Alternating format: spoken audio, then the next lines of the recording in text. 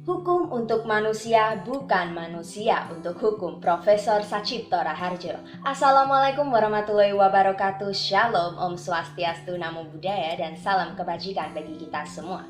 Rekan berpikir kritis yang kami banggakan, perkenalkan, saya Talita Agatha selaku pembicara pembuka yang akan menjelaskan definisi, latar belakang, dan urgensi mosi pada hari ini. E-Court didefinisikan sebagai layanan bagi pengguna terdaftar untuk pendaftaran perkara secara online, mendapatkan taksiran panjar biaya perkara dan pembayaran secara online, pemanggilan serta persidangan yang dilakukan secara elektronik. E-Court hadir untuk menyederhanakan proses administrasi perkara dan persidangan dengan tidak mengurangi esensi dari keadilan dalam pelaksanaan hukum. Dalam status aku, E-Court diaplikasikan untuk perkara perdata, tun, dan militer yang berpedoman pada Perma nomor 1 tahun 2019 tentang administrasi perkara dan persidangan di pengadilan secara elektronik. Kemudian untuk perkara pidana berpedoman pada Perma nomor 4 tahun 2020. Sejatinya, latar belakang mosi ini didasarkan pada 4 hal. Pertama, adanya praktek pungli dalam pendaftaran perkara. Berdasarkan hasil riset peneliti masyarakat pemantau peradilan Indonesia, sepanjang Januari hingga Agustus 2017 ditemukan sejumlah pungli dalam proses pendaftaran perkara dan permintaan salinan putusan di 5 pengadilan negeri yang ada di Medan, Bandung, Malang, Jogja, dan Banten, baik perkara perdata juga pidana. Kedua, pihak berperkara harus datang ke pengadilan untuk mendapat taksiran panjar biaya perkara dan pembayarannya, yang mana hal itu memakan waktu dan biaya perjalanan. Ketiga, dikenakannya biaya panggilan dalam peradilan konvensional sesuai radius tempat tinggal penggugat dan tergugat. Dan terakhir, kekurangan dari sisi pelayanan publik berupa ketidakmerataan ketersediaan layanan informasi pengadilan. 4 hal itu tentu tak sesuai dengan asas konstante justisi sebagaimana ada dalam pasal 2 ayat 4 Undang-Undang Nomor 48 Tahun 2009 tentang kekuasaan kehakiman yang mengatakan peradilan dilakukan dengan sederhana, cepat, dan biaya ringan. Namun begitu perlu diketahui terdapat beberapa poin pertimbangan dari implementasi E-Court, yaitu pertama, peraturan beracara secara elektronik di pengadilan tidaklah diatur dalam peraturan setingkat undang-undang. Kedua, implementasi ini tidak memberi jaminan hukum. Sebagaimana yang telah disampaikan, seharusnya prosedur hukum acara adalah untuk melindungi kepentingan setiap pihak dan memberi jaminan hukum bagi masyarakat itu sendiri. Dengan ini kami berharap argumentasi pihak pro dan kontra yang disampaikan setelah ini dapat bermanfaat bagi kemajuan sistem hukum di Indonesia. Terima kasih. Gouverner se prévoit. Menjalankan pemerintahan itu berarti melihat ke depan dan merencanakan apa saja yang harus dilakukan. Oleh karena itu, alih-alih kembali ke peradilan konvensional, alangkah lebih baik kita melakukan evaluasi terhadap implementasi E-Court saat ini demi meningkatkan kualitas sistem peradilan di Indonesia. Rekan-rekan berpikir kritis yang kami banggakan, perkenalkan, saya Regina Margareta. Saat ini bertindak sebagai pembicara pro yang akan memaparkan 3 poin argumentasi utama untuk mendukung mosi pada hari ini. Pertama, secara yuridis, implementasi E-Court menjamin keadilan akses peradilan. Indonesia adalah negara hukum. Demikianlah terdapat dalam Konstitusi Negara Kesatuan Republik Indonesia. Sebagai sebuah negara hukum, terdapat konsekuensi untuk diperhatikannya prinsip-prinsip hukum dalam penyelenggaraan peradilan. Jika akses terhadap hukum dan keadilan itu sulit, apakah negara tersebut dapat dikatakan sebagai negara hukum? Dengan pemikiran itulah, MA berkomitmen untuk memulai era baru peradilan modern berbasis teknologi informasi sebagaimana termuat dalam Cetak Biru Pembaruan Peradilan 2010 sampai dengan 2035. E-Court dan e-litigation adalah bukti dari komitmen MA untuk memberikan kepastian dan revitalisasi hukum di Indonesia. Keseriusan ini dihadirkan dengan lahirnya Perma 1 tahun 2019 dan Perma 4 tahun 2020 demi memastikan kemudahan akses masyarakat terhadap pengadilan. Kedua, secara filosofis implementasi E-Court sangat sesuai dengan asas konstante justisi atau asas peradilan yang sederhana, cepat, dan biaya ringan. Hal ini dikarenakan litigasi dilaksanakan dengan prinsip mensimplifikasi prosedur yang terkesan rumit, mengintegrasikan hukum acara yang bersifat parsial, dan mengotomatiskan administrasi yang sebelumnya bersifat manual, sehingga dapat menyederhanakan, mempercepat, serta mengurangi biaya proses pengadilan. Kecepatan proses peradilan ini dapat dibuktikan dengan laporan tahunan MA tahun 2018, yang mana saat itu e-court mulai diterapkan, bahwa sebanyak 96,33% perkara berhasil diputus tepat waktu. Capaian ini melampaui target on-time case processing MA sekaligus membuktikan peningkatan produktivitas MA. Pemanggilan elektronik atau e-summons juga jelas mempermudah proses dan menghemat biaya karena bisa dilakukan ke domisili elektronik. Sedangkan untuk pemeriksaan saksi dan ahli dalam e-litigation dapat dilakukan secara teleconference. Kedua hal ini memungkinkan biaya panggilan ditekan seminimal mungkin dan tidak menghabiskan waktu menunggu di persidangan. Mengingat, satu hal yang pasti dalam persidangan konvensional adalah waktu persidangan yang terpasti. Dengan demikian, pelaksanaan e-court terbukti sangat sesuai dengan asas peradilan yang sederhana, cepat, dan biaya ringan. Masuk kepada argumentasi yang ketiga, secara sosiologis, implementasi e-court meningkatkan kualitas pelayanan dan kepercayaan publik terhadap lembaga peradilan. Berdasarkan hasil riset Masyarakat Pemantau Peradilan Indonesia tahun 2016, sistem peradilan di Indonesia memiliki kekurangan dari sisi pelayanan publik berupa ketidakmerataan ketersediaan layanan informasi pengadilan. Berbeda dengan peradilan konvensional tersebut, implementasi e-court membuat administrasi lebih transparan, sehingga dapat mencegah praktik koruptif dan mendorong tingkat kepuasan masyarakat naik menjadi 76%, yang pada gilirannya dapat meningkatkan kepercayaan publik terhadap lembaga peradilan itu sendiri.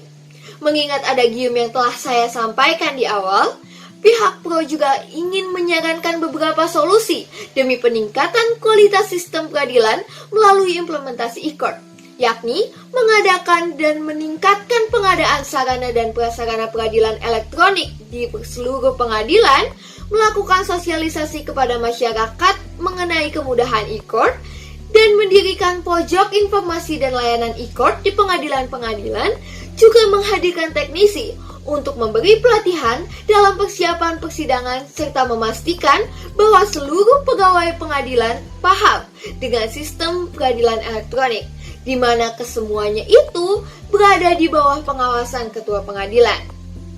Sekian yang dapat saya sampaikan. Terima kasih. Hoka dalimbo, sambua gala na ataha, hatta sambua soso na soso.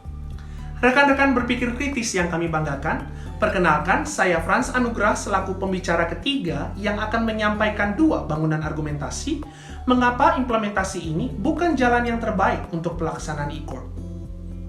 Rekan-rekan berpikir kritis sekalian, peribahasa yang baru saja saya sampaikan adalah peribahasa yang sering digunakan oleh masyarakat Nias. Makna dari peribahasa tersebut adalah sesuatu yang terlihat baik, namun pada kenyataannya tidak sebaik itu. Sama halnya dengan mosi pada hari ini, implementasi e-court yang dikatakan baik oleh pembicara kedua pihak pro ternyata tidak sebaik sebagaimana yang disampaikan.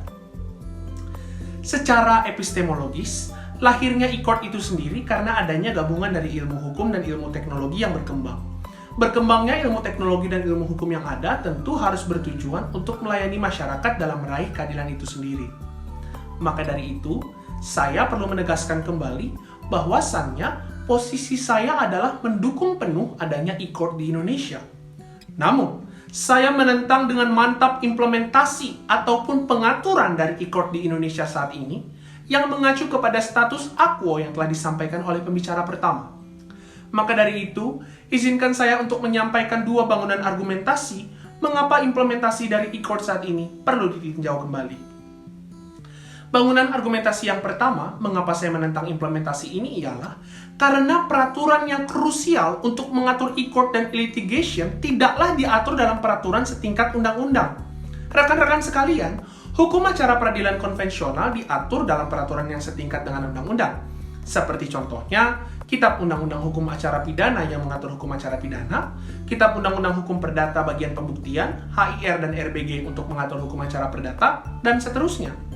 Maka, sudah sepantasnya Aturan peradilan elektronik juga diatur melalui peraturan yang setingkat dengan undang-undang agar memiliki legitimasi dan kekuatan hukum yang sama dengan proses beracara sebagaimana dengan peradilan konvensional.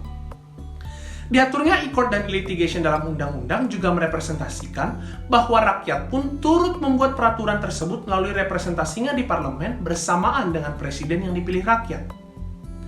Rekan-rekan berpikir kritis sekalian, hukum acara ini sendiri juga berkaitan erat dengan hak asasi manusia dalam prosedurnya. Alangkah baiknya hal yang sedemikian krusial tidak semata-mata diatur oleh Mahkamah Agung, melainkan diatur dalam undang-undang yang kelak dapat diuji melalui judicial review di Mahkamah Konstitusi.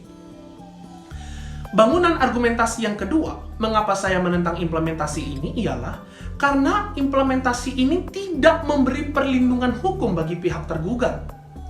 Di dalam HIR, pemanggilan baru dikatakan secara sah dan patut apabila telah disampaikan dalam jangka waktu tertentu dan diterima. Sedangkan dalam Perma 1 2019, pemanggilan dapat dikatakan sah dengan hanya mengirimkan surat pemanggilan elektronik ke domisili elektronik, tanpa ada mekanisme untuk memastikan apakah surat elektronik tersebut sudah diketahui oleh pihak tergugat. Di HIR, perlindungan hukum bagi pihak tergugat dapat dilihat dengan diaturnya pemanggilan yang sah dan patut secara ajak dengan adanya suatu tindakan konfirmasi dari pihak tergugat. Sementara dalam Perma, tidaklah diatur demikian. Rekan-rekan berpikir kritis sekalian, dari hal ini kita dapat melihat bahwa prosedur yang diatur dalam status quo tidaklah memberi nilai keadilan bagi masyarakat. Oleh karena itu, implementasi e-court saat ini jelas tidak menjamin hak masyarakat terhadap peradilan yang adil. Rekan-rekan berpikir kritis sekalian, oleh karena itu, saya menawarkan alternatif mekanisme yang solutif dan menjadi jawaban pamungkas dari setiap permasalahan yang ada dalam implementasi e-court dan e-litigation saat ini. Adapun langkah terbaik yang dapat dilakukan adalah dengan mengatur sistem e-court dan e-litigation dalam suatu bentuk peraturan perundang-undangan tanpa mengenyampingkan nilai-nilai filosofis dari peraturan terdahulu yang mana pada akhirnya undang-undang tersebut hadir sebagai landasan implementasi e-court dan e-litigation dalam sistem peradilan Indonesia. Dengan lahirnya undang-undang ini dipastikan bahwa pengakuan, jaminan, perlindungan dan kepastian hukum yang adil terpancar dalam sistem e-court dan litigation sebagaimana yang diamanatkan dalam konstitusi kita, Undang-Undang Dasar 1945. Di akhir kata, saya kembali menegaskan bahwa implementasi e-court dalam sistem peradilan di Indonesia masih belum efektif dan diperlukan suatu regulasi yang mengatur mekanisme peradilan elektronik dalam tingkat undang-undang, serta yang memberi perlindungan hukum bagi para pencari keadilan. Demikian yang dapat saya sampaikan. Terima kasih. Pada akhirnya, kita dapat melihat sisi pro dan kontra sebenarnya memiliki tujuan yang sama, yakni mewujudkan sistem peradilan di Indonesia yang adil dan baik. Rekan berpikir kritis yang kami banggakan, terdapat dua titik pertentangan utama mengenai implementasi e-court dalam sistem peradilan di Indonesia. Masuk dalam pertentangan yang pertama, pihak pro menyatakan e-court menjamin keadilan akses peradilan dan implementasinya sangat sesuai dengan asas konstante justisi. Namun pihak kontra menentang hal tersebut karena peraturan yang krusial untuk mengatur e-court dan e-litigation tidaklah diatur dalam peraturan setingkat undang-undang yang mana tidak memiliki legitimasi dan kekuatan hukum yang sama dengan proses beracara di peradilan konvensional. Kedua, pihak pro menyatakan implementasi e-court meningkatkan kualitas pelayanan dan kepercayaan publik terhadap lembaga peradilan. Namun tim kontra menentang hal itu karena implementasi ini tidak memberi perlindungan hukum bagi pihak tergugat dalam hal pemanggilan.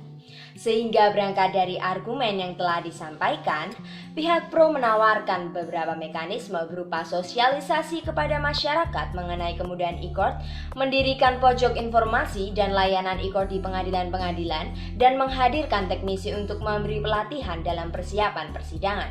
Sedangkan pihak kontra memiliki mekanisme berupa mengatur e-court dan e-litigation dalam suatu undang-undang tanpa mengesampingkan nilai-nilai filosofis dalam peraturan terdahulu. Untuk kedepannya kami berharap melalui sistem peradilan saat ini maupun yang dicita-citakan dapat meningkatkan kinerja pemerintah menjadi lebih bersih, akurat dan akuntabel, meningkatkan kepercayaan publik atas sistem peradilan, dan yang terpenting menguatkan legitimasi kekuasaan kehakiman. Demikian konklusi yang dapat saya sampaikan. Terima kasih. Wassalamualaikum warahmatullahi wabarakatuh. Shalom. Om Santi Santi Santi. Om Namo.